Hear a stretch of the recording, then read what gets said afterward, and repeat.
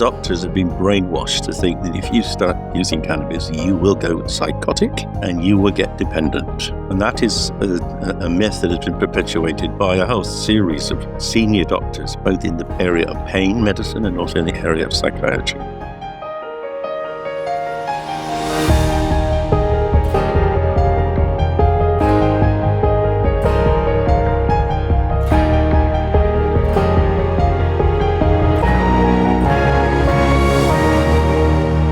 Welcome back to the Bendy Bodies podcast. I'm your host, Dr. Linda Bluestein, the Hypermobility MD, a Mayo Clinic-trained expert in Ehlers-Danlos syndromes. Today, we're going to be talking with Professor David Nutt and Lucy Stafford. We're going to be talking about medical cannabis, and I'm really excited to have this conversation because I know that so many people with hypermobility disorders, POTS, MCAS, etc., have heard about using medical cannabis, but they really don't know, is this something that is worth trying?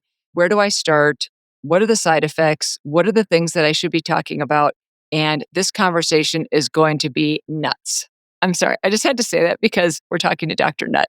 One reason I wanted to have this conversation is because so many patients with EDS, HSD, POTS, and MCAS are already experimenting with medical cannabis, often without adequate guidance or evidence. And whether clinicians are comfortable with that or not, we need to have these conversations more and more so we can understand what the options are for people so we can help them as much as possible. This conversation was not about cannabis being good or bad. It's about understanding why nervous systems can behave differently and how people can have different responses regarding their pain and other symptoms and what these medications can teach us about chronic illness itself. This podcast is for education only and it's not a substitute for personalized medical advice. Stay to the end for our hypermobility hacks. Here we go. I'm super excited to tell you about the Bendy Bodies Boutique. I am so proud of our fierce styles and flexible designs. These are created by hypermobile artists for hypermobile shoppers.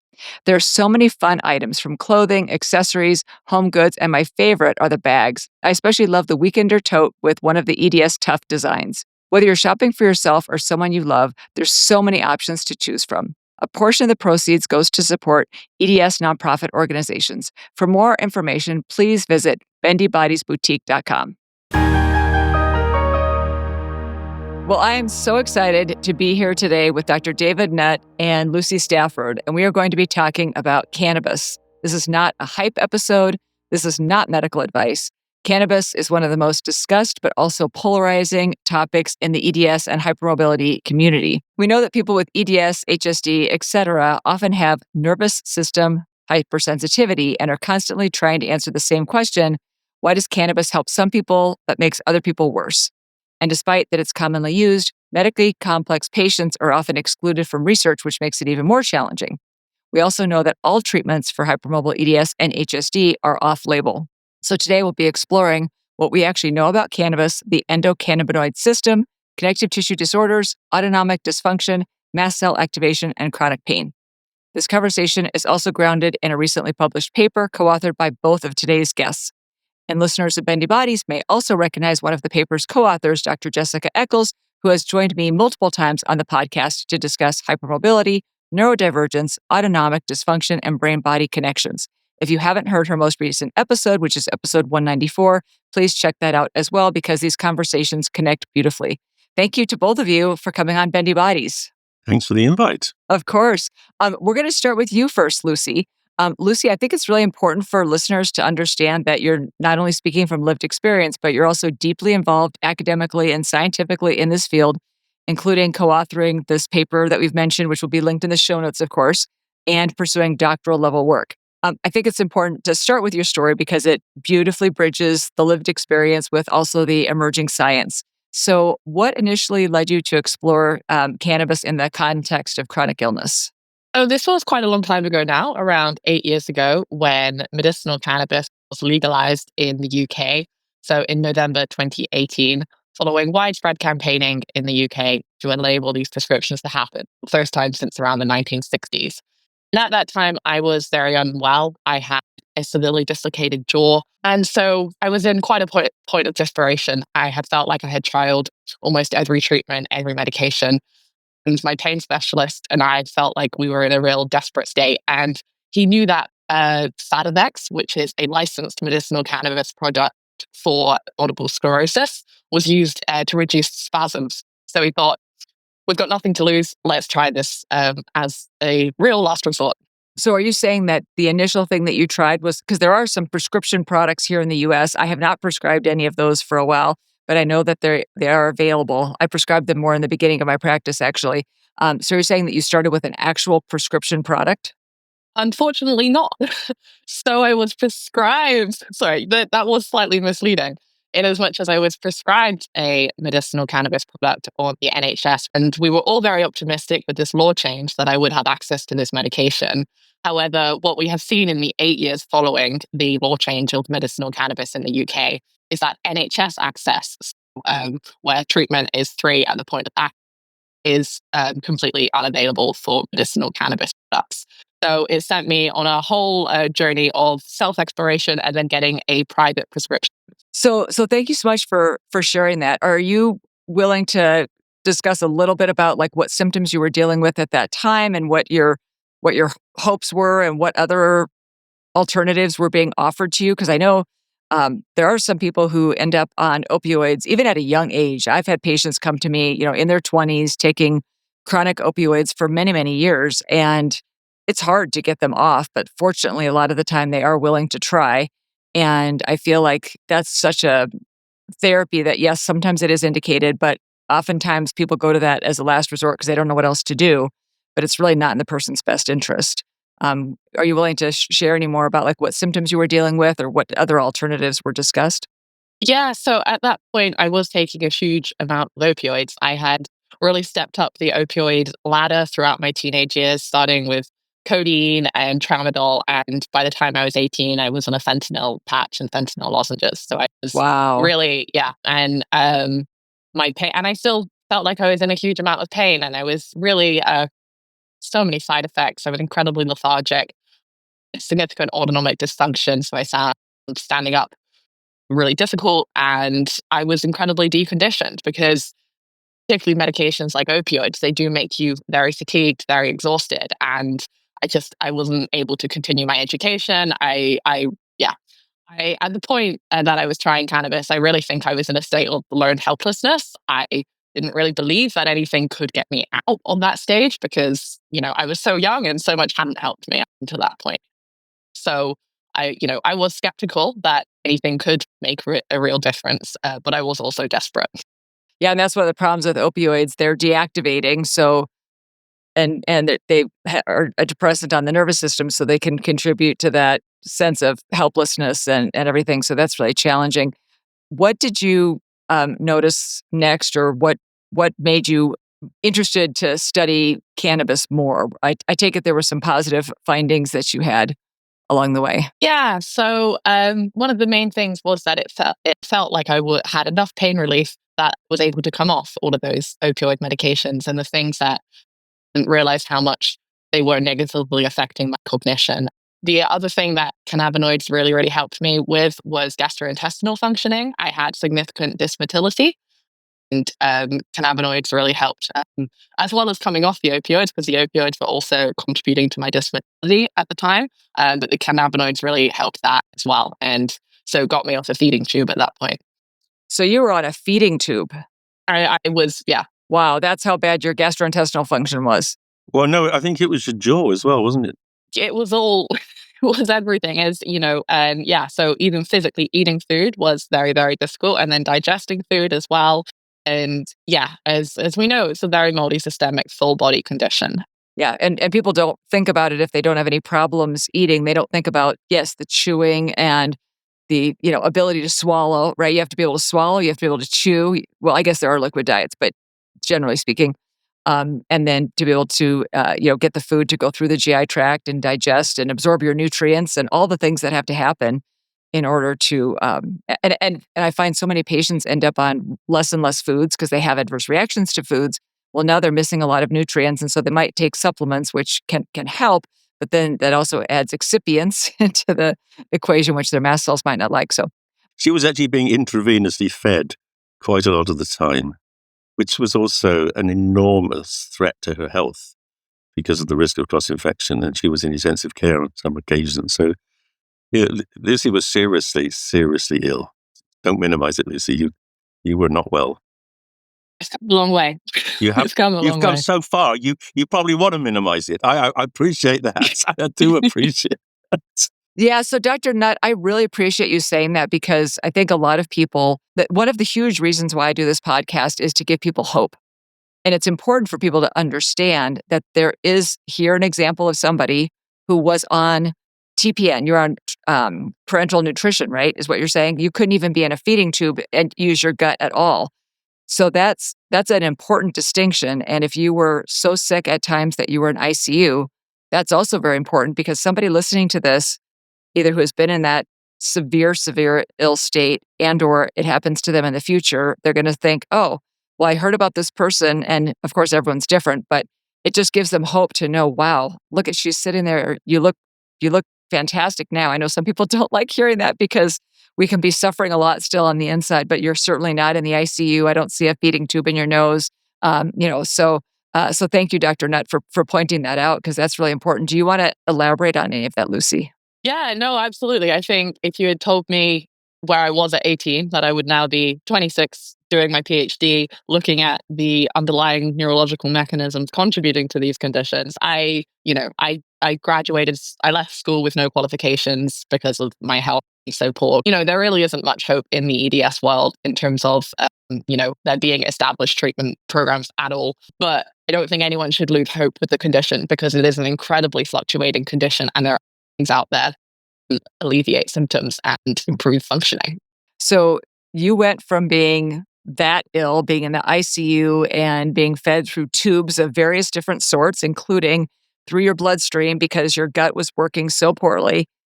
What is the main thing or combination of things that you attribute that incredible? And I know it didn't happen overnight, obviously. It took, I'm sure, a long period of time. But what were the things that you think were most pivotal in that transformation for you?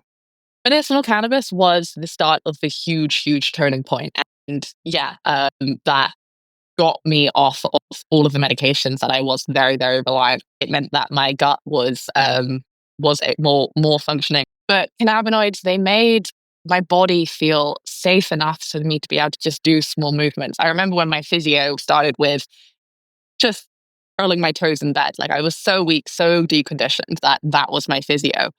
And we built up from there. But that was what I could manage at the time. And we just built slowly upwards. And the cannabinoids gave me vitality, and they gave me strength, whereas opioids were moving me further away from myself and my, to be honest, will to live and will to keep going with treatment. And so cannabinoids, lots and lots of physiotherapy, psychotherapy to manage all of the trauma and everything of going through this kind of illness, lots of other complementary things, and really learning how to make my nervous system feel safe and how to make my body feel safe, because it certainly didn't feel that for a very long time. That's so interesting. So the opioids did not help your nervous system feel safe, but the cannabinoids did. Yeah, I would say that exactly. Yeah. Yeah, that's super interesting. And Dr. Nutt, many listeners know you from your groundbreaking research in psychedelics, and I want to share one of your many books that I have been diving in and reading. It's really great. And I know you also have a biography, Nutt Uncut. Is that correct? That is true. which is also a great book. I have those linked in my Amazon store for anyone who's interested to check that out. And if you're just listening and you're not watching on YouTube, I just held up Dr. Nutt's book, Psychedelics, The Revolutionary Drugs That Could Change Your Life, A Guide from the Expert. And you have such an amazing work history, and you've done such incredible things in your career. I would love to hear from you, how you feel cannabis can play a role, and what things you have come across in your research that have been most unexpected. Well, yes, I suppose I'm a psychiatrist, psychopharmacologist, and I was also, for a period, the UK government's chief drugs advisor, and I was sacked from that position in 2009, basically for saying that alcohol was more harmful than cannabis, and that we should make cannabis a medicine, because it used to be a medicine. It was a medicine in the 1800s. Queen Victoria used it. In fact, we were one of the very few countries which held out against the US banning cannabis effectively globally from the 1920s and 30s. But in 1971, we eventually succumbed to US pressure.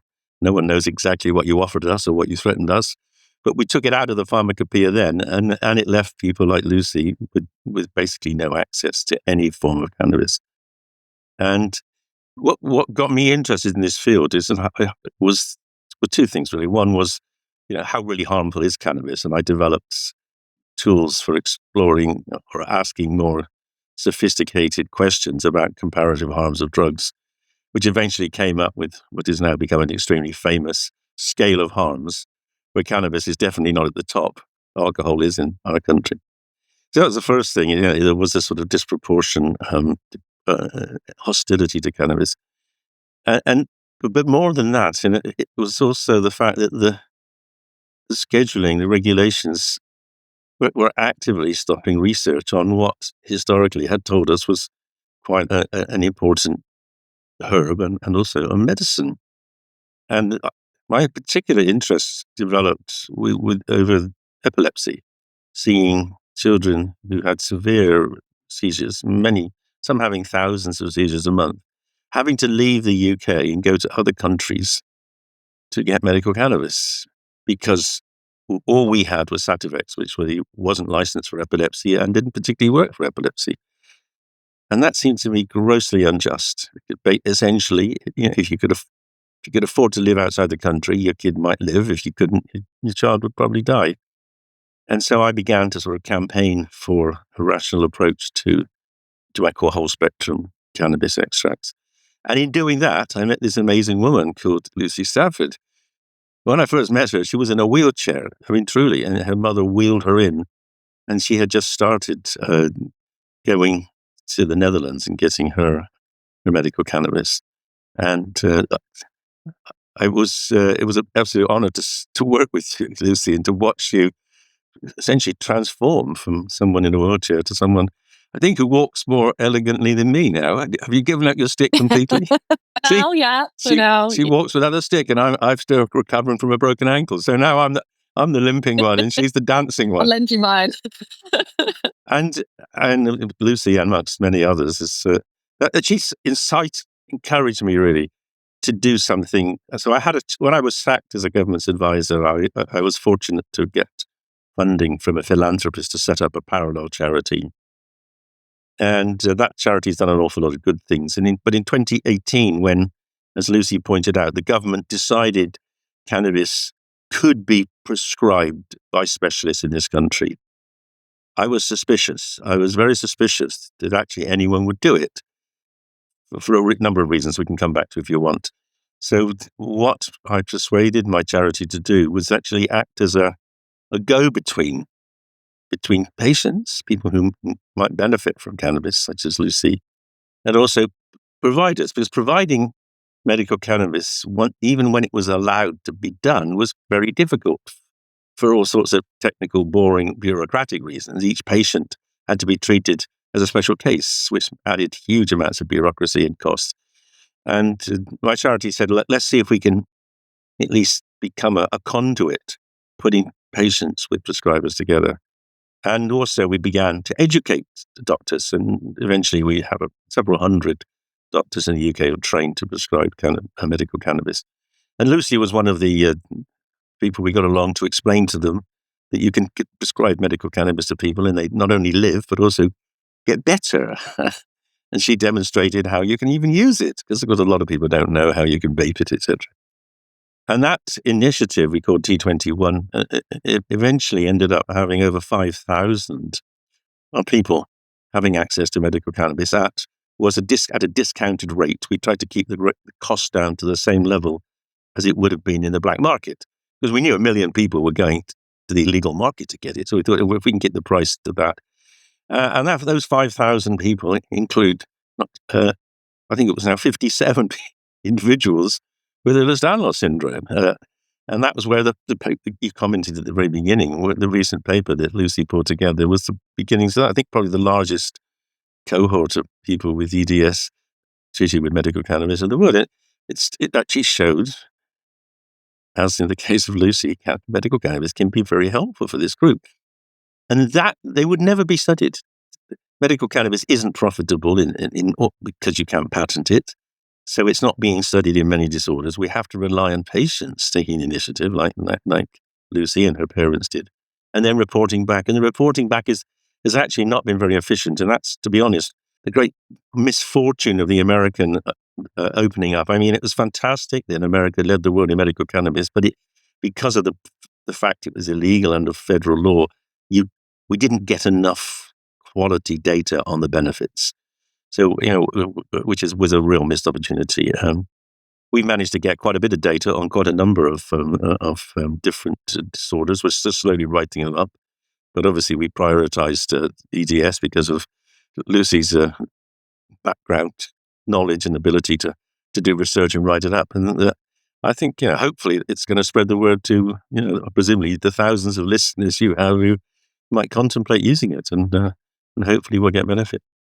And I think it's important to note, because a lot of people listening are going to know a lot about cannabis and the endocannabinoid system, but there's going to be people that don't know that we have an endogenous endocannabinoid system. And if one of you would like to explain that, I think it would help people to understand that we have endogenous endocannabinoids, right? And we also have things like palmitoyl-ethanolamide that act on endocannabinoid receptors also. So these are things that are already happening within the body. Is that correct? I was kind of there at the beginning of the discovery of the cannabis receptor, probably before Lucy was born. And it was a total surprise. The brain's got cannabis receptors. Wow. Why would that be? Did God smoke joints? Who knows? And of course, there was an interesting prequel to that, which was the discovery that there were opiate receptors in the brain. Those were discovered in the late 60s, early 70s, and people said, wow, opiate receptors. Does that mean the brain makes opium? The answer is sort of. The brain makes a thing called endorphins. Oh, wow, fantastic. So what opium is doing, what heroin is doing, is basically going into the body and replicating, or in fact worse, it's actually overstimulating the receptors that serve another function. So then the great hunt was on for the endogenous cannabinoids, and of course several were found. And we know that the endocannabinoid system is massively important. It's an adaptogenic system. It balances out the brain. It works in a very different way to other neurotransmitters. It feeds back from one neuron back to the neuron, the presynaptic neuron, and it helps keep the brain and subsequently you discover other cannabis receptors in the periphery, helps the nervous system, the immune system under control. So it's actually a vital, critical part of life. But we can't study it. It was very difficult to study because the drugs we needed to study it were illegal. And that was been one of my great campaigns over the last 30 years, really. At least make it possible for people to study these, both cannabinoids and psychedelics, not just because they're interesting questions, they're biologically fascinating molecules, but also because who knows what the therapeutic value might be. And again, Lucy's exact case is fantastic to me because it proves if you study something, you might actually end up discovering something you didn't even ever expect you would, which is the utility in a disorder that no one previously would have ever linked to something like the endocannabinoid system. Can you also elaborate a little bit more on the endocannabinoid system and the role that it plays with autonomic regulation, inflammation, interoception, threat perception, things like that? Because I do think that's another really important thing that we see with so many people that have hypermobile EDS, HSD, et cetera. Yeah. Well, I'm going to hand over to Lucy because that's, I think, what her PhD is about. So the endocannabinoid system plays a really important role in almost all areas. It doesn't simply block pain signals per se, as an opioid may, but what it does instead is that it recapitulates these signals. And so what neuropathic pain studies has shown is that there's differences in functional connectivity between anterior cingulate cortex, which is a really important part of the brain involved in prediction and comparing what's expected to come in from the body and what's actually coming in from the body. So it's altering these connectivity between areas like the anterior cingulate cortex and the sensory motor cortex and the thalamus and these regions as well. The thalamus, all of the information, the sensory information is being brought in together. And so when patients are reporting, I still have pain, but it feels differently now. It doesn't feel like it's as intrusive in my life. It doesn't feel like it's taking over my whole sensory experience. That is what we're also likely seeing in the brain. In terms of autonomic regulation, the endocannabinoid system is mostly a sympathetic inhibitor. And so for people that might be hyperadrenergic and running on adrenaline and that part of the autonomic nervous system going abnormally, then cannabinoids may have the potential role of reducing that autonomic dysfunction. However, on the opposite side, as a vasodilator, if the Ehlers-Danlos syndrome related autonomic dysfunction is related to the stretchiness of the blood vessels, then theoretically it may make those symptoms worse. So that's what my PhD is looking at, is trying to characterize where autonomic dysfunction is happening in the autonomic nervous system in these patients. Is it a neurological thing, or is it more something that's happened to the blood vessels? And I think another really important part of the endocannabinoid system is the effect on the gut, as CB1 and CB2 receptors are widely dispersed, not just in the brain, but also in the enteric nervous system. And as CB1 receptors in particular control visceral nociception and motility. So that's very much demonstrated in animal and rodent models. But there is also some clinical trial data in humans to show that cannabidiol is helpful in gastroparesis. Which is great because so many people have gastroparesis. And as you were discussing at the beginning, opioids are terrible for that. So, and I just want to mention for people who might not know what it is, the enteric nervous system is the nervous system from the gut. So we have the sympathetic nervous system, the parasympathetic nervous system, and the enteric nervous system. We're going to come back to this after the break. But before the break, last thing I wanted to ask you, we know a lot of people have central sensitization or they get a hypersensitized nervous system. So before I started to do a lot better with my own health, because I have hypermobile EDS also, I had severe allodynia and hyperalgesia. So allodynia being where things that are normally not painful at all are painful, and hyperalgesia being things that are normally a little bit painful or a lot painful. Lucy, what theoretical role do cannabinoids play in altering the gain setting of a hypersensitized nervous system? So if we think of the endocannabinoid system in its normal functioning, as endocannabinoids are produced on demand, instead of typical neurotransmission where the presynaptic neuron releases a neurotransmitter to the postsynaptic neuron, what's happening in endocannabinoids is that the postsynaptic neuron is releasing neurotransmitters based on what is happening in the presynaptic neuron. So when there is increases in intracellular calcium and indication that there is activity dependent in the presynaptic neuron, these can be produced. And so in a long-term chronic pain state, it's like there is evidence that the endocannabinoid system gets dysregulated, not being able to adapt to this gain. And so utilizing phytocannabinoids, so cannabinoids found in cannabis, may well help to adjust that gain setting. The cannabinoid receptors are present. Yeah, the CB1 receptor is the most abundant neuromodulatory G protein coupled receptor in the brain. And yet, in multiple neuroscience degrees, for me, it wasn't mentioned once. Yeah, the other thing to add to that is sensitization is largely driven through glutamatergic mechanisms. So that's why glutamate's excitatory neurotransmitter, people have seizures because their glutamatergic system is out of control. That's almost certainly how phytocannabinoids help so many people with epilepsy. And pain sensitization is just another form of sensitization. It's not in the motor system where you say you don't have physical fits, but you have emotional spasms because the system is hyperactive. So it's this wonderful ability for the endocannabinoids, or for us to use exocannabinoids to normalize endocannabinoid dysfunction, which may come from all sorts of reasons we don't fully understand. Some of it may be genetic, some of it may be acquired. The good thing is, we've got safe exocannabinoid alternatives, which most people would probably benefit from if they knew about them. And most doctors, if they knew about them, would probably find that they've got a lot of patients who would value them. It's that lack of knowledge which is so pervasive.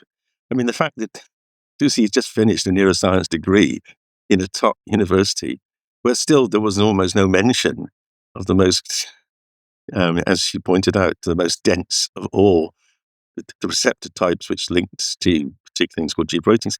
That's outrageous. I mean, it's true. I mean, it's like denying, saying, well, we don't believe in physics anymore. Or gravity. We'll do physics without talking about gravity. We'll do neuroscience without talking about cannabinoids. It's bonkers. I love what you just said about seizures and glutamate and an excitatory problem in the motor nervous system, because I feel like a lot of people who do have central sensitization, either we feel this way because this is maybe we've had so many bad doctor's appointments, or because we're told this, we feel like it's our fault. So I feel like that's a very helpful message for people to hear, that they have an excitatory problem in their nervous system related to glutamate, which is making them more sensitive in a sensory way, but it is not their fault. It is physiologic, not psychiatric. Yeah, absolutely. And of course, one of the other problems is trying to dampen the pain down with opiates in the end just makes it worse, because you get sensitization from opiates too. And of course, you also get dependence on opiates. And I just want to emphasize, I mean, that Lucy is not alone in being able to dramatically reduce the use and the need and the inappropriate prescription of opiates. In our studies of those 5,000 patients, we found on average those who came in with pain, and that's about half of them came in with pain, and we found a greater than 50% reduction of opiate use without even trying. People don't need opiates like Lucy. Once you're properly stabilized on a phytocannabinoid, you don't need the opiates. You can get off them, and which is then, it's a virtuous circle. Then your body's healing again. You're improving it from both directions. Right. And as Lucy pointed out earlier about the feeling safe in the body, I think that's so important. We're going to take a quick break. And when we come back, we are going to dive into some of the details. I feel like people might be listening to this, and I know I hear this all the time from people. Well, I tried it and I had these side effects or whatever. The devil's in the details, right? So we're going to need to talk about how you figure out the dose, the modality. I want to talk a little bit about CBD versus THC versus CBN or whatever other cannabinoids we want to talk about. And I also want to talk about ADHD. So that's a long list, but these are some things that I want to talk about after the break. We're going to take a quick break and we will be right back. After a full summer day, there's nothing I love more than putting on incredibly comfortable clothing like the Cozy Earth rib knit pajamas. These are my favorite pajamas to sleep in because they keep me so cool even on the hottest of summer nights. I also love the Cozy Earth all-day tee, and I really could live in this all day, every day. I also love the fact that Cozy Earth stands behind everything they make. They offer a lifetime warranty and 30 days of hassle-free returns if anything isn't right with their clothing. This summer, Cozy Earth's all-day tee and rib knit pajama set are the two things that I have been reaching for over and over again. Made from viscose, from bamboo, they're breathable, soft, and built for the season you're actually living in. Summer lives here, and honestly, so does cool and comfort. Head to CozyEarth.com and use my code BENDY for an exclusive 20% off. That's code BENDY for an exclusive 20% off. And if you see a post-purchase survey, mention that you heard about Cozy Earth right here on the Bendy Bodies podcast. So we're back with Dr. David Nutt and Lucy Stafford, and we are going to be talking a little bit more about the different types of cannabinoids. We're going to talk about dosing and methods of administration and some things like that. But before we get into that, Lucy, can you tell me what you think some of the most important myths or misconceptions are when it comes to cannabis and cannabinoids? Probably the biggest myth, if you don't know anything about medical cannabis, would be that cannabis is administered in a joint that is smoked and that you get very high. I think for most people that is not the case, because cannabis is really a whole medicines cabinet of many different medicines. Within cannabis, the most active components are the cannabinoids, and the two most common ones known are CBD and THC. And so THC is the part of cannabis that is commonly associated with intoxicating effects. It is also used therapeutically as well. So I think it's important not to put a warning label on THC simply because it does have these psychometric properties, because it is still used medicinally. However, it's important to know that you don't have to only use that. There are many, many other components to cannabis, including cannabidiol, which is more anti-inflammatory properties and anxiolytic properties. This idea that it is one drug available only in one form is for most people, they're taking it in pills, administrations, or vaporized at a lower temperature than smoking. Let me chip in here. We have a big problem in the UK. Cannabis has been a medicine, approved medicine in this country for 6 years. But the National Health Service hardly prescribes any. And that is because doctors have been brainwashed to think that if you start using cannabis, you will go psychotic and you will get dependent. And that is a myth that has been perpetuated by a whole series of senior doctors, both in the area of pain medicine and also in the area of psychiatry. And it's not true, but it's used by many medical practitioners to say, well, I'm not sure, so I won't try and I won't learn because, well, these senior professors say they're not sure. Why would I? And that's actually where a lot of our learning is coming from the US, where you've got maybe 100 million Americans now having access to medical cannabis, and we're not seeing massive problems relating to either dependence or psychosis. So we can reassure people, if you use medical cannabis in a proper medicinal way, getting the right combination, the right strains prescribed by someone who knows what they're doing, it actually is a powerful medicine with considerably, a definite benefit exceeding risk ratio. And can you talk a little bit more about dependence? Because I think that's a very, very important point. We know that dependence is a huge problem with opioids. It's a huge problem with things like benzodiazepines. Um, Physical dependence develops with a lot of different things. And then, of course, we also have addiction, where you continue to use the substance despite the fact that it's causing negative effects in your life. Can dependence occur with cannabinoids? Are there things that people should be aware of to minimize that chance, or does that really just not happen? Well, obviously, it does happen. If the people who are most vulnerable to becoming dependent on cannabis are those who are seeking out intoxication. So that's the first thing to say. The second thing is that the stronger, the dependence-producing element is largely the THC.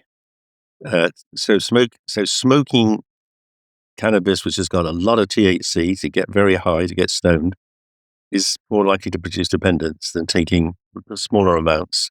And the other important balancing feature here is the presence of cannabidiol and possibly other endocannabinoids. Cannabidiol does seem to offset some of the worst side effects of THC. It seems to mitigate against THC dependence. It can certainly be useful in helping people who are THC dependent come off it. So it's kind of anti-addictive. So we've always encouraged people to try mixtures, to try, obviously, the way to minimize dependence on anything is to take as little as possible, as infrequently as possible. So optimizing or minimizing the amount of THC you take to get the best benefit without getting intoxications is certainly the first criteria for trying to reduce the risk of dependence, and also trying to use mixtures of CBD and THC. And using it to deal with the medical problem rather than to switch or to use it for other purposes. And actually, we find quite a few people, they don't like the intoxicating effects of the THC. That's actually aversive. So it's not that everyone who starts using cannabis is going to say, "Wow, I love it. I'm going to get high." And that's rather different from opiates, where people tend to like them. And so, how do people find the dose that is likely to work for them? Well, the saying in the cannabis world is go low and go slow. To start a low dose of both CBD and THC, and start predominantly on a high CBD product and then move potentially to a balanced CBD THC product if you're not getting the response that you'd like to have from the CBD. I think it's really important to recognize the clinician-patient relationship here. And that's where we have slightly different systems between the UK and the US. Really, it's go low and go slow.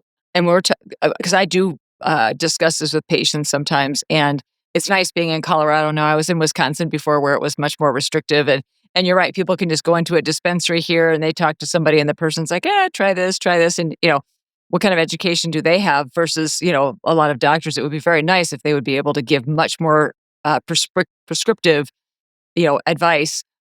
So we're talking maybe starting with like 12.5 milligrams of CBD and 1 milligram of THC? Or like in terms of ratios, are there any numbers that you have heard people talk about? Like for there's of course no such thing as the average person, but probably some people are listening to this and they've gone into dispensaries where the products are 1-to-1. So for every 5 milligrams of THC, you're only getting 5 milligrams of CBD, or it's 10 milligrams and 10 milligrams. Whereas at least I personally feel like having a much higher ratio of that of CBD to THC is beneficial. But are there any numbers that you've heard of? Again, this is not medical advice. We are not giving anyone medical advice right now. You need to talk to your own doctor or prescriber.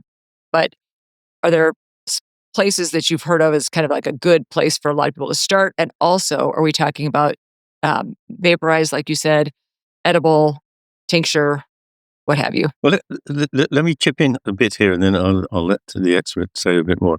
So I think a lot depends on what symptoms you're trying to treat. So, I mean, we know that epilepsy is particularly sensitive to CBD, and over time you might need a bit of THC. We know that sleep is particularly sensitive to CBD, whereas pain, you may need more THC. So I think that's a good place to start. What you're trying to, in particular symptoms that you've got that are predominating, you can choose your balance, your mixture according to that.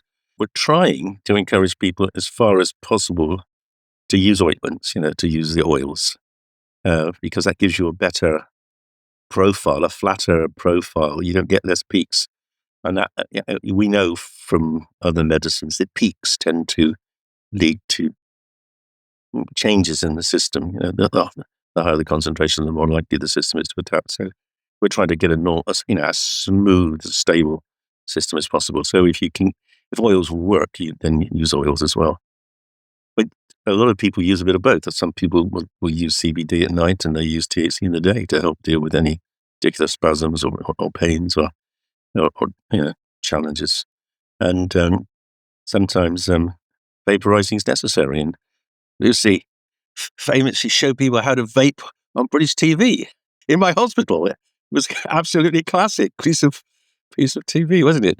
Which is great because most people had no idea that you could vape. Of course, you can vape CBD as well as THC. It doesn't, you can, but vaping can be vital for people who are in a great deal of distress because it gives you very rapid alleviation.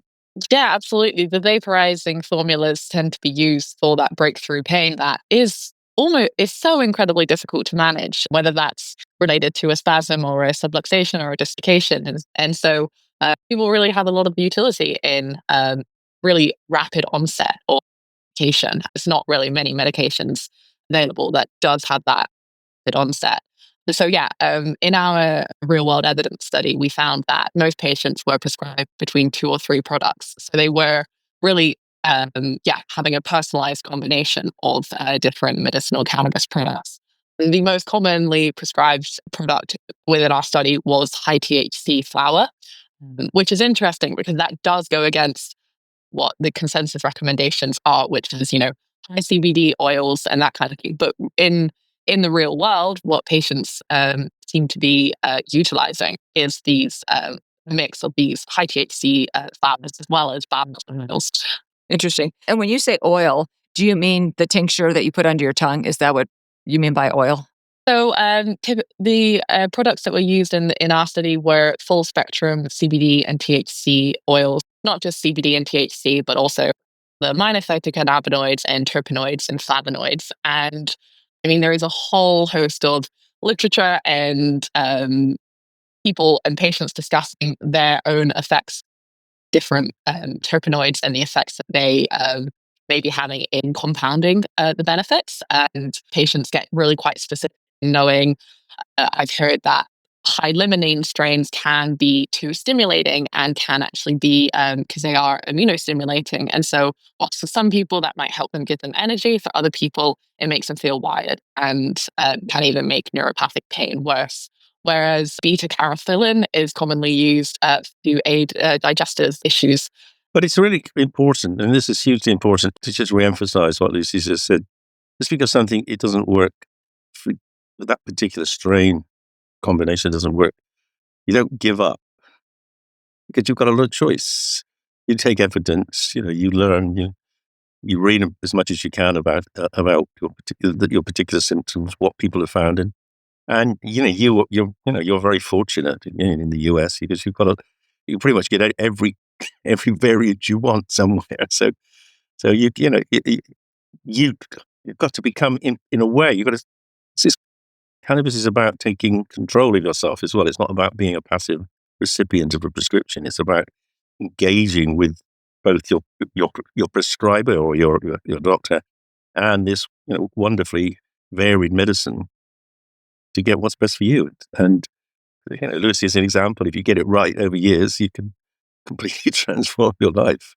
And I have so many follow-up questions to this. So when you're talking about the strain and all of that, you're saying that different ones have different terpenes. And can you explain then, Lucy, what those are and how people, because nobody has unlimited money. So I'm sure there's also people thinking, well, it would be great to be able to try all these different things, but it's costly. And of course, you can buy smaller quantities of things maybe at first, but any guidance you can, or any thoughts that you can share along that would be helpful. And also the safest ways to vaporize, because we know that smoking is obviously has its own risks. And then also about topical preparations and also oral. We see like CBD in capsules and things. Can you comment on those 4 things? Sorry, that's a bundled question. So terpenes are the part of cannabis that contribute to the smell. And terpenes are part of almost every plant. And so within cannabis, they seem to contribute to the entourage effect. So, for example, something like limonene may be quite energizing and quite stimulating and is typically more associated with sativa strains, whereas you get terpenes such as myrcene, which are more sedating. So you might want to gravitate towards those at nighttime. Vaporization is you can buy dry herb vapes, which heat the cannabis up has been ground and inserted into the vapor, usually to around 180 degrees Celsius. There is also cartridge vaporization, which there's some controversy around it because related to which Dave can absolutely comment on better than I can in terms of the safe production of vape cartridges. There is potential are contaminated to not be safe. Then topicals are also commonly used. I mean, I can say anecdotally, I really have found a utility in them, and particularly alongside a massage, they can be really, really beneficial. The same with oral products when cannabinoids are particularly infused into other foods. And that can sometimes aid the absorption because cannabinoids are lipophilic. And so they need some kind of in order to digest.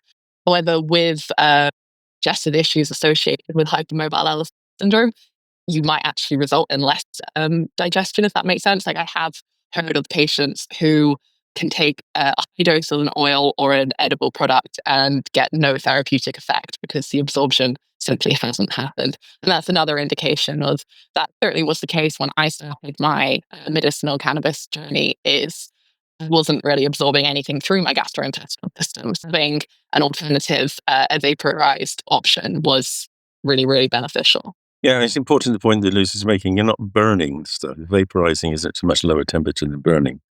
So that really mitigates against the risk of carcinogens, etc. It's not smoking. So we don't encourage people to smoke joints or use bongs.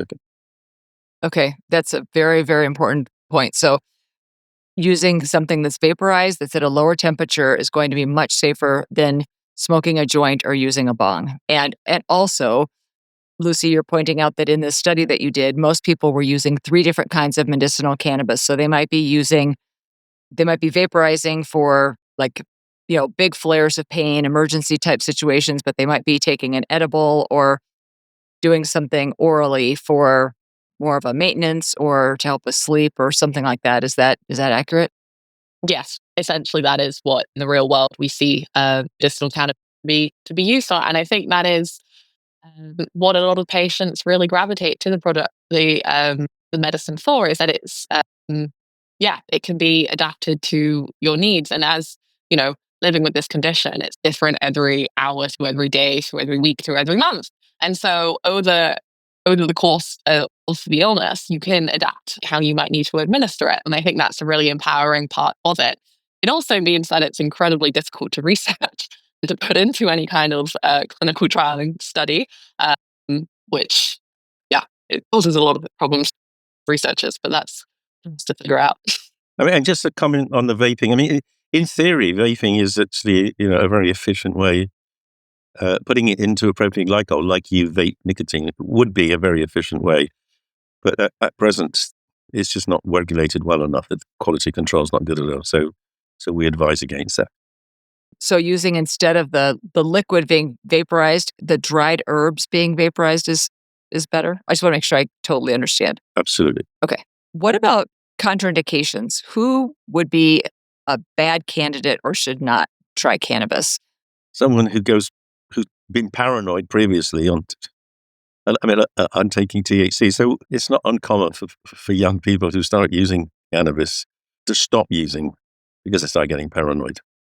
And that's why, in a way, cannabis is less carcinogenic than tobacco, because quite a significant proportion of people don't continue to smoke all their lives. I mean, some do, but most smokers get addicted, whereas most people who use THC don't get addicted. But if you've had a tendency to get paranoid, then you want to try to minimize the use of THC, and certainly you should be focusing on CBD dominant products.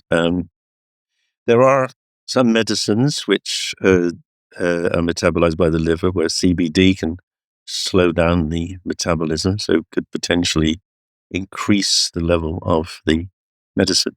So if you're on medicines, it's worth checking, and you're going to be using the CBD. Generally, if you're using less than a couple of 100 milligrams, you're probably not going to get into those kind of problems. But if you're going to use high doses of CBD, it's worth just double checking that it isn't going to interfere with the metabolism. You would tend to get higher levels of medicine, so you might get more side effects. I think those are the two groups of people where you'd say medical cannabis you want to be cautious with. But that's actually relatively few people. What if you're taking other psychiatric medications? Are there other psychiatric medications that would make these cannabinoids less safe? No, I mean, and that's one of the nice things about cannabis. It doesn't cause seizures. It could increase. There are some. It could it could slow down the metabolism of some antipsychotics, so you could get slightly higher levels. But I don't think there are many people who are using. Generally, if you've got a psychotic tendency, we would prefer you didn't use cannabis, just because it's conceivable it might make it worse. So if you're around, I suppose it would be reasonable to say if you're on any psychotic, you probably shouldn't be taking cannabis. CBD perhaps, but even then, without that, I think that should come under. That's a medical problem, rather. I'd advise against that without medical supervision. And how would somebody know that they are likely becoming dependent? Are there certain things that they should look for? Well, if you're using more or needing to use more, and if you find that actually you're looking forward to using, those are the pointers to dependency. If you're starting to shorten the time between the last dose and the next dose, certainly if you're finding you wanting to get high, then be very, then ask yourself that hard question. It's the same principle as if you should monitor if you're drinking alcohol. You should monitor that. You should monitor. If you're using a drug which can be psychoactive like THC, you should be conscious of the fact that it could actually start to commandeer some of your decision making. So, be very, very clear-headed about it. Don't ignore any signs that you might be finding it. You're using more than you probably knew you should. And Lucy, what do you wish clinicians understood better about how medically complex patients can or are actually using cannabis in the real world? I would ask to be open-minded. Patients tend to use these medicines when they feel like they have a few other options. Well, yeah, and also get your doctors. I mean, one of the other areas is ridiculous is terminal care or palliative care. Cannabis is really good for palliative care. The nurses in palliative care know that. They actually turn a blind eye to people bringing their cannabinoids into palliative care. But if you ask them, they have to say, oh, no, well, we don't know if it's... might not interact. And if you ask the doctors, most of them will say, "Oh no," because it could have a negative side effect. So the reality is, medical cannabis is probably about as versatile a medicine as you could ever get. And the problems are largely ignorance rather than problems with the medicine. So be inquisitive, think about it, check things out on the web, talk to other patients, and seriously, keep a very open mind. I mean, I spend a lot of my time trying to persuade my intelligent friends who have got serious illnesses. They go to medical cannabis and they say, "Well, I can't get on the NHS. What's that? I pay for it then." The reality is it's going to, and it's the threshold of ignorance is so massive. So, and as you say, everyone should keep a really open mind and try to get good advice from other groups that are, like you, that are, and or the groups that are talking about it with the particular syndromes. And there are very many. I mean, there must be at least 30 or 40 different major indications for medical cannabis that we've got good data on there. Okay. And before we wrap up, I also just wanted to ask Dr. Nutt, you've done such extensive research on so many different psychedelics, of course, cannabis being one of them. And I love the scale of harms. I've seen a couple of different times that you've worked with various different groups, and or you have it, of course, in your book that I just held up this wonderful book this about psychedelics that you published briefly, because I think we should do a whole nother episode on other psychedelics, and I know there's a lot of people that would have a lot of questions about that. Is there anything that you would like to share here before we wrap up? Well, I'm not recommending psychedelics for Ehlers-Danlos. I can tell you that because I don't know enough about it. I mean, that's one area where it's unclear to me. I mean, it's certainly we're interested in pain. I mean, it is. We've just finished a study of single dose psilocybin in fibromyalgia, trying to break the circuits of the pain circuit. So, I mean, it's completely possible that psychedelics might be useful in other pain syndromes. I'm going to defer to you two ladies because I'm not an Ehlers-Danlos. I mean, I didn't know how to spell it until I met Lucy. I don't think I'd seen a case in my medical training. She's educated me more than I've educated. But no, I mean, psychedelics will have enormous utility in certainly a range of psychiatric disorders in which people get locked into thought loops they can't break. They may have utility in pain disorder. I mean, to be honest, there is a lot of interest now in psychedelics and the microbiome. It's just that no one's done any research. I mean, but we know that the microbiome gut bugs do have the the receptors for the psychedelic, and the enteric nervous system. Of course, there's a lot of serotonin receptors there. I don't know whether there are as many serotonin receptors as there are cannabis receptors, but there's certainly a lot of serotonin. 90% of all your serotonin is in your gut rather than your brain. So I think we're going to learn more about psychedelics in various systemic disorders as well as brain disorders over time. It's very much in its infancy, whereas with medical cannabis, we're reaching adolescence now. We haven't quite got to maturity, but we're getting there. Well, you might not be an expert in Ehlers-Danlos, but I was trying to say that Lucy was your first patient that had Ehlers-Danlos, but probably that you recognize, but probably there were patients before that either just they weren't diagnosed or wasn't picked up on, because that's I'm certain. Absolutely. And of course, one of the other points is, and this is an important point. Doctors don't diagnose things they can't help, and that's why I think our paper is so important.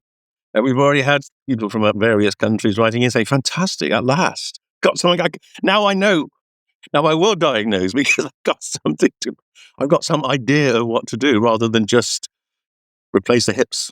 And in your book, you talk a lot about things that affect a very large percentage of people with hypermobile EDS and HSD, things like trauma, anxiety, depression, neurodivergence. I mean, so even though your book is clearly not about EDS by any stretch of the imagination, I'm reading this whole book and I'm thinking a huge amount of this applies to people with these conditions. Wouldn't you agree, Lucy?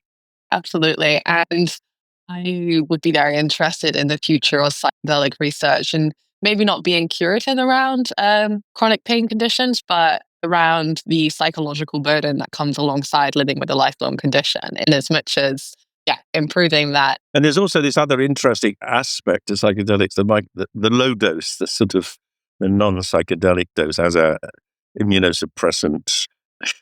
It may have adaptogenic utility like cannabis. Much harder to study because they're all still illegal. So, and chronic administration of a low dose is almost impossible. But yeah, so you're quite right, Linda. Keep an open mind on those as well. But I can't give you chapter and verse, but I can say definitely keep an open mind.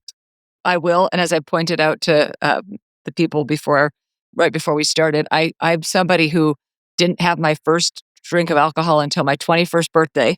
So I love that we're keeping an open mind and talking about things that may benefit people, even though right now they might not be legal. But if we can figure out more ways to do research like you have been doing, Dr. Nutt, which is amazing, and Lucy, you too, of course, we need to have an open mind. We need to be figuring out unique ways that we can help people because people are suffering. I mean, people are committing suicide. People are, their lives are being destroyed. They can't work and they're just in such dire straits. So we need to have an open mind. We need to be really looking at all the possible ways that we might be able to help them because this narrative of, well, why bother with the diagnosis because there's nothing that you can do is so completely incorrect. And Lucy's such a beautiful example of that. And there's one other twist to this, which I always say, and still people don't listen because we don't have a very educated bureaucracy in this country. But the savings, Lucy is paying for her own therapy. She is saving the NHS hundreds of thousands of pounds a year. She deserves better. Everyone would benefit if we had a more mature attitude to medical cannabis. There is no doubt. Yeah, I mean, think how much that care cost, Lucy, when you were in ICU and you were on TPN, and if somebody had come up with this idea sooner and could have potentially aborted all of that, and or like what would your trajectory have looked like if you didn't end up doing what you did? How much money would that have cost the system? So yeah, that's a very important point, Dr. Nutt. Thank you for bringing that up. We always end every episode with a hypermobility hack, and I would love for each of you to give us a hack. Our audience loves hearing these hacks. Do you have a hypermobility hack to share with the audience? My hypermobility hack is around creating routines that feel safe for your body. And whether that is utilizing a medicinal cannabis product alongside doing a meditation, doing a movement that feels safe for you. I think until I started on cannabis, I didn't know what feeling safe in my body felt. And then I hadn't realized that was actually the key, is that when my body feels able to move, able to not be in extreme pain all the time, that the rehabilitation started. I completely resonate to how it can feel like that is so far away for you, because I think it took me over 20 years to get to. That can feel like even just a foreign feeling of like, does that even feel like? And there is no one path to it. But that as a goal and to build routines into your life. These things can feel really trivial and silly at first when you're like, wow, I have these really serious health issues. Really starting small and building up does make all the difference. My hack, sorry, I was looking for my hack, but I think all of the books, there is another book I have. So my hack for you, for us, is to say, get my book on cannabis. Now, it unfortunately was never released in America. And the reason for that is because the state laws are so different. It was not possible to write a book on cannabis that was compliant with every state because there were so many different. But I have written a book on cannabis, and it's called Cannabis Seeing Through the Smoke. And I suggest that if you get a copy of that, read it, and then take it to your doctor and say, I want to try medical cannabis, please, because this guy Nutt has written about it. And also this woman, this Lucy Stafford has also written. And take maybe Lucy, send out your BMJ article to everyone, and they can take both to their doctors and say, can we give it a try, please? Yeah, no, I think that's a great idea, and we will definitely link those in the show notes so that people can see. And I also want, if both of you could share where people can learn more about your amazing work. Lucy, we can start with you. Anyone who is interested in following my work on hypermobile Ehlers-Danlos syndrome during my PhD can follow on Instagram at Lucy Stafford, PhD. Dr. Nutt, where can people learn about you? Well, you just go on to the Drug Science website. It's a fantastic website. It's got Lucy's papers, my papers, millions of podcasts with me. It's got lots of slides. It's a fantastic resource around medical cannabis and also psychedelics. So Drug Science, drugscience.org.uk. Everything's free. Go on there, and I'm sure there'll be something that you'll find interesting and useful. I'm so grateful to both of you for taking the time to talk to me today. This is such an important topic. Medical cannabis is something that I think everyone should know more about, keep an open mind to, and so I'm really grateful to both of you. Lovely to talk to you. Well done, Linda. Thank you so much.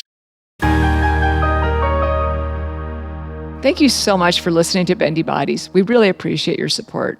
It really helps the podcast when you like, subscribe, and comment on YouTube, and follow, rate, and review on all audio platforms. This helps us reach so many more people and spread the information to everyone. Thank you so much again, and enjoy the rest of the episode.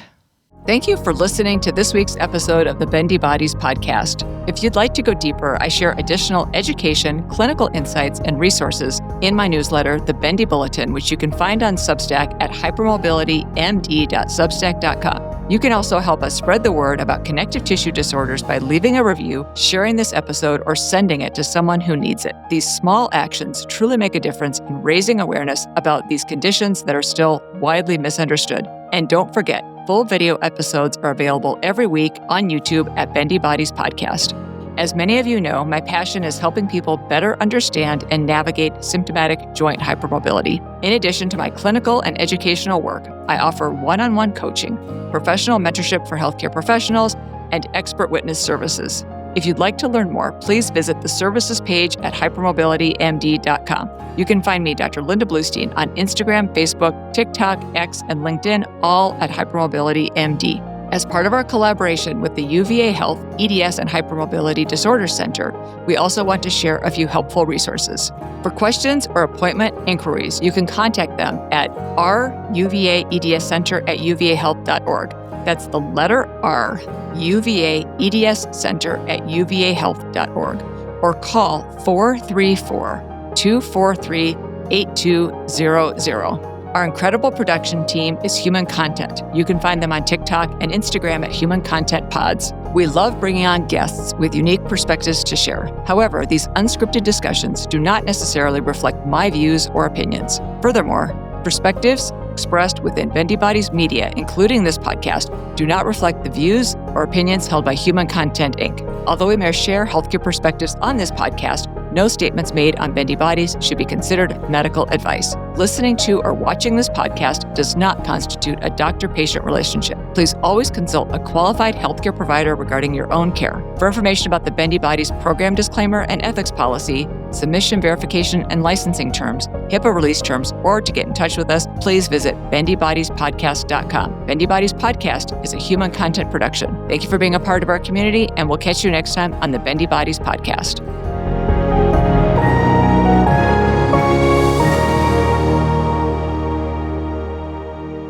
Thank you so much for watching. If you enjoyed this video, give it a thumbs up and leave a comment below. I love getting your feedback. Make sure to hit that subscribe button and ring the bell so you will never miss an update. We've got plenty more exciting content coming your way. And if you're looking for more episodes, just click on one of the videos on the screen right now. Thanks again for tuning in, and I'll see you in the next episode.